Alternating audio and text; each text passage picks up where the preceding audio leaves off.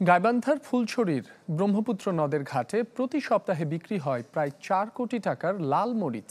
অবকাঠামোগত সুবিধা বাড়ালে বাড়বে বেচা কেনা, বাড়বে সরকারের রাজস্বও। ভোরের আলো ফুটতেই নৌকা, ঘোড়ার গাড়ি ও কাঁধে মরিচ নিয়ে দলে দলে গাইবান্ধার এই হাটে আসতে শুরু করেন চাষিরা। রয়েছে ক্রেতাদের হাঁকডাকও।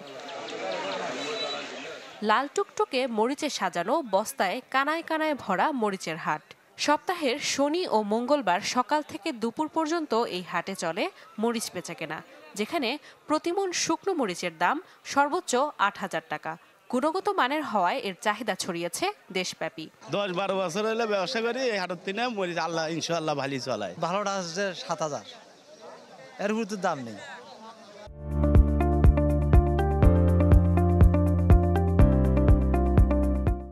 এইভাবে মরিচ বেচলে কিছু বাঁচবে, নিম্ন ১০,০০০ টাকা থাকা লাগবে।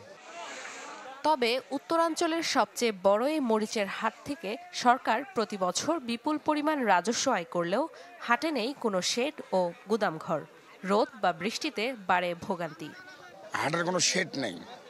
এই যে ব্যাপারীরা মনে করেন আপনার ফজলিপুর, এরেন্ডাবাড়ি, ফুলছড়ি, আপনার বাহাদুরাবাদ থেকেও আসে, অন্য ডিস্ট্রিক্ট থেকে ব্যাপারীরা আসে।